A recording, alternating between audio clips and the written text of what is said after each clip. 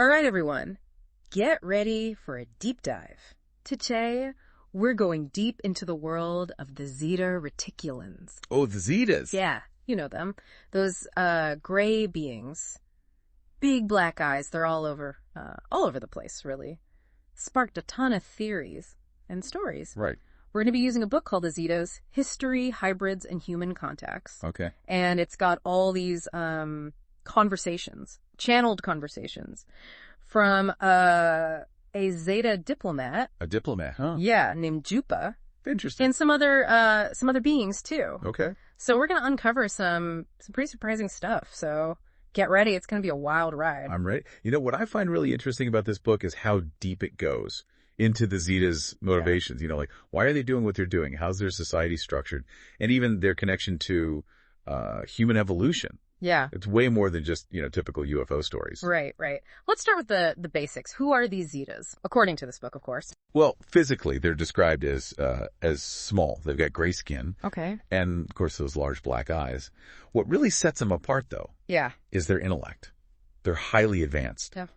And they are laser focused on logic and scientific understanding. They don't really prioritize emotion like we do. It's more about thought. And that really shapes their entire culture. Oh, that's interesting. You mentioned before, that the Zetas, they have a unique connection to certain humans. Right. The book says they don't just contact anyone. They actually choose individuals who have had lives or will have lives on their home planet, Zeta Reticuli. Wow. It's not random. There's a deeper link there to past or even future incarnations on their world. Okay, that's pretty wild. So why the targeted contact? What makes these people so special to the Zetas? This is where it gets interesting. Sure. The book suggests that the Zetas, they need human DNA for their hybridization experiments. And our DNA. Yeah. It's not just scientific curiosity. There's a need, a biological imperative driving these interactions. Okay, but why our DNA specifically? Well, they're advanced, but it seems that the Zetas, they really struggled at first to adapt to Earth's environment. In fact, they even lost some of their own. Oh, wow. Because of incompatibility on our planet. Yeah. The conditions here, and even with the human body's energy. I see. To survive, they developed shielding devices for protection. Okay. Wasn't not a perfect solution, though. So the book is suggesting that they need our DNA to adapt, to better adapt to Earth. That's a pretty significant revelation. It is, and it makes you think about how far a civilization might go to survive and, the ethics of it all. Right. Interspecies interaction. Yeah. Especially when one is so much more advanced than the other. Right. It really makes you think about those classic alien abduction stories. Right. And, like medical examinations, all that. Does that line up with what this book describes? It does, yeah. A lot of the contactee accounts, they have common themes. Abductions, medical examinations, telepathic communication. Think about the famous cases like Betty and Barney Hill, or Betty and Drayson. Their stories are full of intriguing details about their interactions with the Zetas. Right, and Betty and Drayson's case, I think, is one that stands out. Right. She talked about being taken to the Zetas planet. Wow. And interacting with hybrid beings. Yeah, and the book actually goes deeper, suggesting that these hybrids weren't just Zeta-human mixes, some of them, incorporated genetic material from other sources. Oh. Yeah, creating a complex web of interspecies connections. So like a whole, like a genetic melting pot out there. And there's that recurring element in a lot of these stories. The Book of Light. Right. This spiritual teaching tool that some contactees claim they were given, almost like a loan. Like a library book? Yeah, for 10 days. The Book of Light. It's fascinating. Yeah. It wasn't a physical book in the traditional sense. It seemed to function through advanced technology. Yeah. Like pages made of light. It makes you want to, what kind of knowledge, what kind of wisdom they were trying to impart. Yeah. Let's talk about these Zeta hybrids. Okay. What's the whole purpose of these hybridization programs, according to the book? Well, it seems like the Zetas, it wasn't an overnight success creating these hybrid beings. Right. They actually spent centuries, like about 3,500 years. Wow. Studying human qualities before they felt confident creating a viable hybrid race. I see. They're looking for very specific traits. Okay. Carefully selecting genetic material. Yep. To achieve their goals. So it was a deliberate and selective process, not just mixing DNA randomly. What about the grays? Right. We always see them in popular culture. Are those the Zeta hybrids? That's a common misconception. The book says that yes, the grays are a type of hybrid. Okay. But the way they're shown in movies. Yeah. And TV, it's a total misrepresentation. Really? Yeah. They're not those malevolent beings you always see in the media. The book describes them as somewhat naive, even foolish sometimes. Interesting. A lot of misinformation out there about the Zetas and what they're doing. It's good to get a different perspective. Yeah. So what about their society? How does their society compare to ours? Imagine a world where logic and knowledge reign supreme. It's the Zetas. They have a very structured society. They prioritize efficiency and intellect. I see. Emotional expression. Very limited. It's a big contrast to our world, We're driven by emotion. Yeah. It's almost like comparing a perfectly organized computer program to the chaotic beauty of a human orchestra. Wow, that's a great way to put it. How do they view us then, with all of our emotions and all our complexities? The book suggests that they see potential for self-destruction, maybe driven by our emotional volatility. They actually have a term for it. Oh, the cruelty factor. Yeah, on Earth. Cruelty factor. Yeah, they observe our capacity for cruelty and worry about the consequences. That's a sobering thought. But they also see potential in humanity. They do. Despite their concerns, they see our potential to grow and evolve. Okay. The book mentions their predictions about humanity, about us learning to coexist peacefully. Oh, wow. And eventually even achieving interstellar travel. So they're not just doom and gloom. They see a path for humanity, maybe even a role for themselves in guiding us. There are hints that they might be sharing technology and knowledge to help us along. I see. They seem to believe that we can overcome our challenges and achieve a brighter future. Okay, so speaking of technology, it's pretty clear they're way ahead of us. What does the book tell us about their advancements? Oh, they've got some remarkable technology. Their ships, for example, capable of interstellar travel.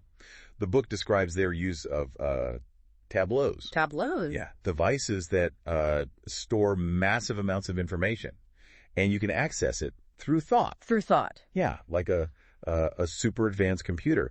That taps into universal knowledge. Wow, it's mind-boggling to even think about accessing information that way. It reminds me of like sci-fi movies where they, download knowledge directly into their brains, to their understanding of consciousness and how it interacts with technology. They seem to have integrated their minds and tech in ways we could barely comprehend. And it's important to remember the Zetas, they're not the only ones out there. Exactly. The book mentions others, like the Pleiadians, Andromedans, Sirians, each with their own unique characteristics and interactions with Earth. It's like it opens up this whole new perspective on human history. Like we might be part of a much bigger cosmic story. Exactly. And there's that diplomat you mentioned, Zoti, from the Zeta's parent ring. Right, Zoti was involved in ancient contacts with China. Oh, wow. Suggesting these interactions, they've been going on for a very long time, millennia.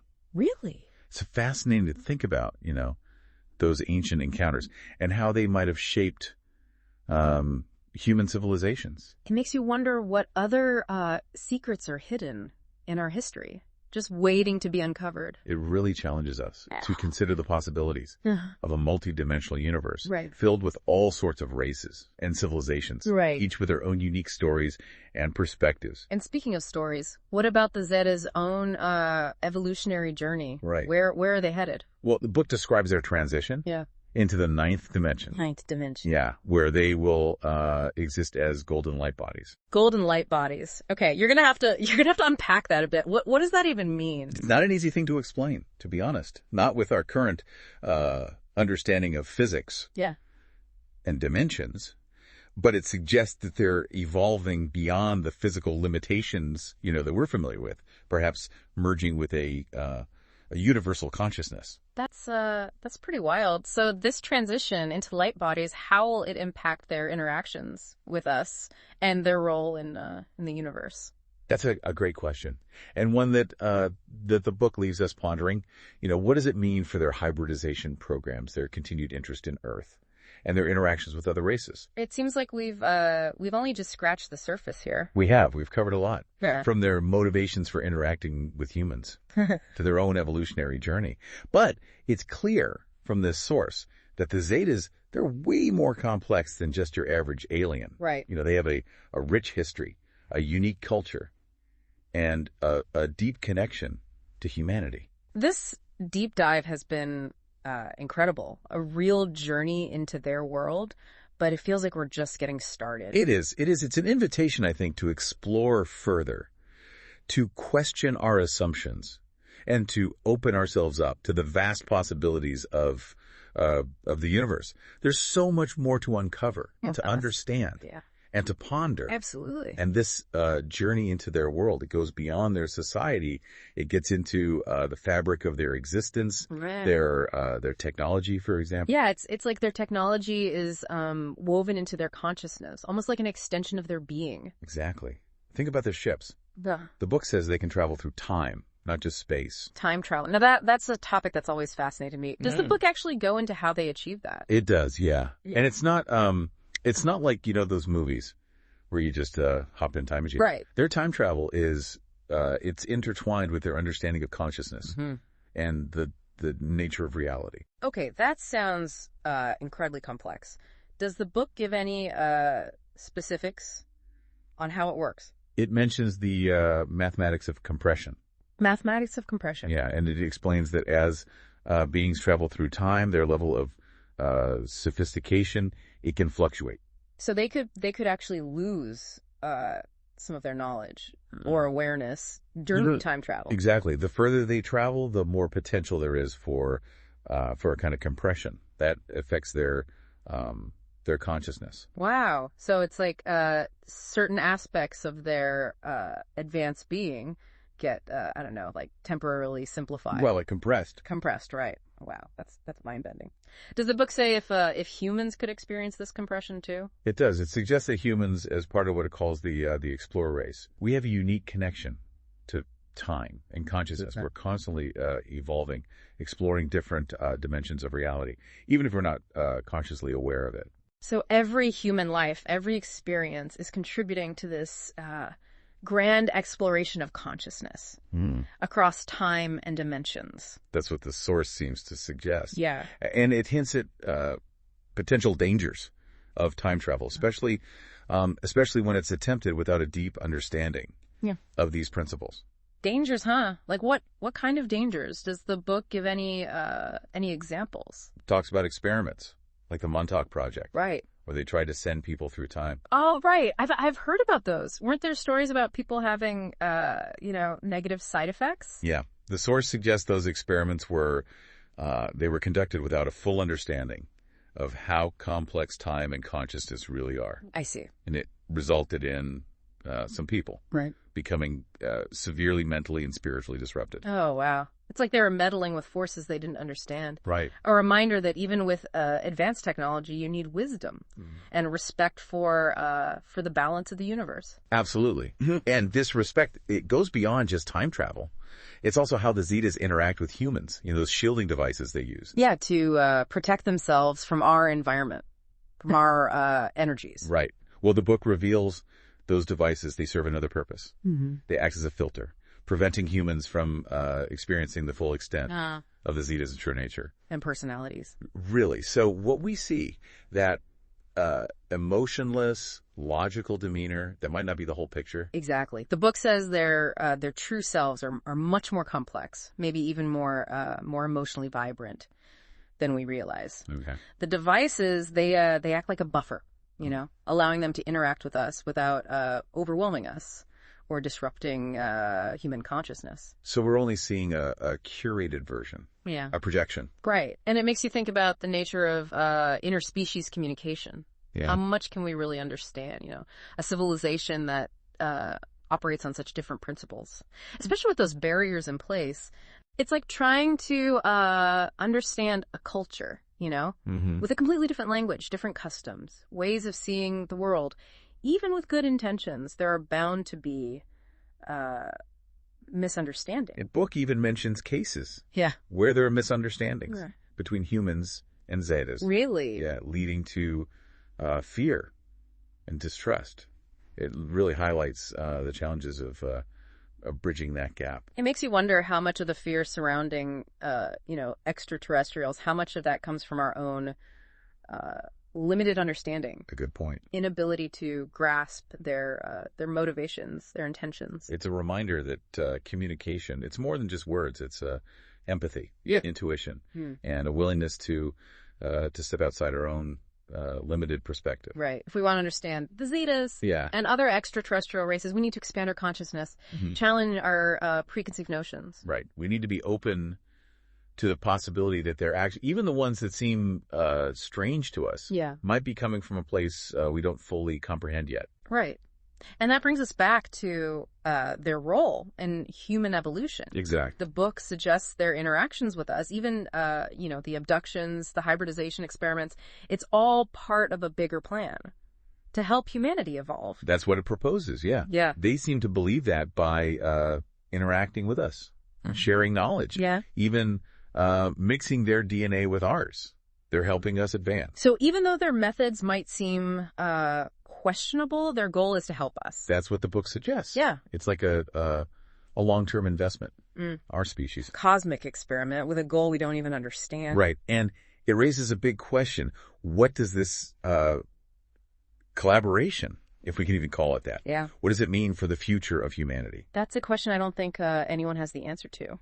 But it's definitely something to think about. It is. It is. This book doesn't give us easy answers. It leaves us pondering the mysteries of the universe and our place in it. This deep dive into the Zetas, it's been quite a ride. It has. We've gone from their strange appearance to their time travel technology to their complex reasons for being here, interacting with us. It's definitely gone beyond just, typical UFO stories. It's deeper exploration of consciousness. Yeah. Interspecies communication. And the vastness of the cosmos. Yeah. And just when you think you've wrapped your head around it, there's another layer, like that book of light. Right. It's not just a book. It's some kind of advanced technology that interacts with consciousness. It's a testament to their ingenuity. Yeah. And their understanding of consciousness. Yeah. They operate on a level we just don't get yet. It makes you wonder what other secrets they have, what other technologies, and what about their telepathy? That's got to be one of their most intriguing abilities. Telepathy. According to the book, it's not just about sending and receiving thoughts. It's about tapping into a universal field of consciousness, accessing information beyond, language, linear thought. That's incredible. It's like a direct connection to a universal database of knowledge and understanding. Right, and it suggests there's a whole other realm of communication that we haven't even begun to explore. Imagine, a world where thoughts and emotions, they could be shared directly. No need for words. Misunderstanding, deception. That would revolutionize how we interact with each other and with the universe. Give you a whole new level of connection and empathy. And maybe that's part of their message. A glimpse into a future where humanity evolves beyond its limitations. Impossible. And embraces a more expansive way of understanding consciousness, one that includes telepathic communication and a deeper connection to the universe. Right. So they're not just here to study us or even help us technologically, but to inspire us, to show us what's possible when we expand our awareness and tap into our full potential. That's a powerful thought. It leads us to another fascinating aspect of the Zetas world. One that might seem a little unexpected, given their advanced technology and seemingly detached nature, their connection to nature. Oh, right. The book reveals that Zetas have a deep respect for the natural world, and they strive for environmental sustainability in everything they do.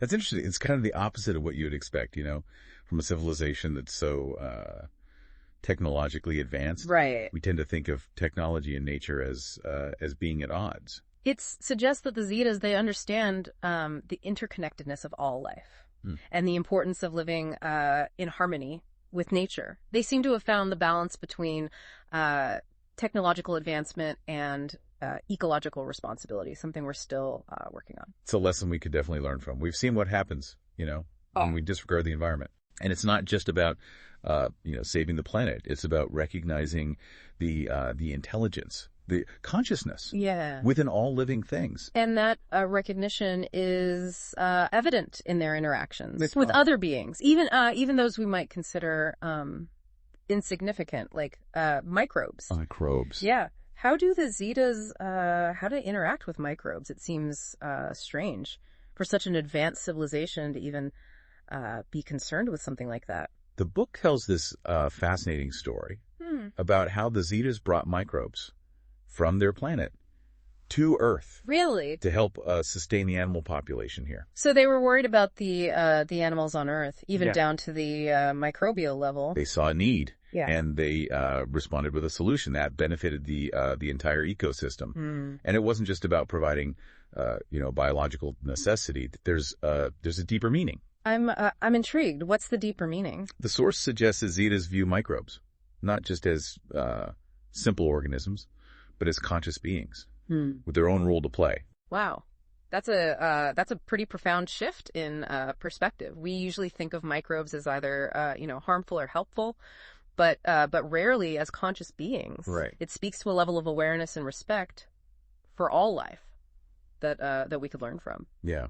They don't see themselves as superior to other life forms, even those we might consider insignificant. In this respect, it extends beyond our planet Yeah. to other civilizations, dimensions. Exactly. The book says the Zetas are part of a larger network of extraterrestrial races. Right. Each with its own culture and perspective. Yes. A vast network of civilizations, each with its own history, culture, and level of advancement. It sounds like a complex web of interactions and relationships. Does the book give any details on how these civilizations interact with each other? It mentions a system of intergalactic diplomacy. Intergalactic diplomacy. Yeah, where different races, they collaborate, share knowledge, work together for the betterment of the galaxy. It's like a cosmic United Nations, bringing together all these diverse civilizations to, address common challenges, work towards shared goals. Exactly. And the Zetas, with their logical minds and ability to remain detached, they seem well suited for this diplomatic role. I see. They can see multiple perspectives and mediate conflicts without getting caught up in emotions. It's like they're bridging the gap between different worlds, fostering understanding and cooperation between races that might otherwise struggle to find common ground. And this role, it might become even more important, as humanity evolves and starts interacting with other extraterrestrial races. The Zetas could be our guides, our mediators. Yeah. Helping us navigate the complexities of intergalactic relations. It's a glimpse into a future where we're not alone in the universe, but part of a vast network of interconnected civilizations, each one contributing its own unique gifts and perspectives. It's a future full of challenges and opportunities. And this book, it encourages us to embrace it with an open mind and a willingness to learn. Yeah, it really makes you think, about our place in the universe. All these civilizations out there. And the Zetas right in the middle of it all. It does. It really does. I keep thinking about those suits they need to survive here. Right. The shielding devices. Yeah. To protect them from our environment. Yeah. And filter their true nature. It shows just how different we are, even on a biological level. Right. They can't even breathe our air or be in the sunlight without those suits. It makes you appreciate how well we're adapted to this planet, even with all the problems. We take it for granted, I think. Yeah, we do. And yet the Zetas, they still manage to interact with us, conduct their experiments, and even, as the book says, influence our development. And their technology. Time travel, telepathy, those tableaus. It's like science fiction. It really is. It shows how advanced they are, scientifically, technologically. They've figured out things, secrets of the universe that we're still trying to understand. I was reading somewhere that some scientists think human inventions, like lasers, integrated circuits, might have been inspired by Zeta technology subconsciously. What do you think about that? The book hints at that possibility. Maybe humans picked up ideas, inspiration from encounters with the Zetas without consciously remembering where they came from. It's like they planted these seeds of knowledge that blossomed into our greatest inventions. Maybe that's part of their mission. To help us. Not just toward a higher level of understanding, scientifically, spiritually. It's not about giving us the answers. It's about helping us ask the right questions. So they're not just observers. They're active participants in our evolution. That's both humbling and kind of awe-inspiring. It is, and it goes even deeper than just technology. The book says the Zetas, they had a hand in shaping human genetics way back, before the explorer race. Wait, how could they have influenced our genetics that far back? They interacted with early humans, influencing their genetic makeup to make them more receptive to souls from other planets, other dimensions, souls that would eventually become the explorer race. So they were preparing humanity for its role as explorers. Exactly. Capable of venturing out beyond Earth, interacting with other civilizations. That takes some serious planning, foresight. It's hard to even imagine. It's like they were weaving a tapestry, a grand tapestry, and humanity is a crucial thread. It makes you wonder about, free will. Yeah. If our genetics, even our soul's journey, have been influenced by extraterrestrial beings. How much control do we really have over our own evolution? That's a big question, one that philosophers have been debating forever, and this book just adds another layer to it. It does. It suggests our destinies. Yeah. Might be connected to those of extraterrestrial races in ways we're only beginning to grasp. It's a lot to take in. Yeah. But it's exciting, too. It expands the possibilities of who we are and where we're going. It does. It suggests we're part of something much bigger than we ever imagined, connected to beings and dimensions beyond our current understanding. This whole deep dive, it's been mind-blowing. It has. We talked about the Zetas' appearance, their technology, their motivations, and their role in this vast network of civilizations. It's challenged us to question our assumptions, to broaden our perspectives, and to embrace the mysteries of the universe with a sense of wonder. And as we wrap up, I can't help but think about that final question from the book. What if all those microbes living on Earth are thinking? A powerful question. Makes you confront our limited understanding of consciousness. What if intelligence and awareness, they exist in forms we haven't even imagined? Right. What if the very building blocks of life are full of thought and purpose? It reminds us that we're surrounded by wonders, big and small. And the universe is it's full of secrets, waiting for us to discover them. If we're willing to open our minds, look beyond what we think we know. Keep exploring, keep questioning, and never lose that sense of awe. The universe is vast, and our journey's just beginning. Thanks for joining us on this deep dive into the world of the Zetas. Until next time, keep looking up at the stars and pondering the infinite possibilities out there.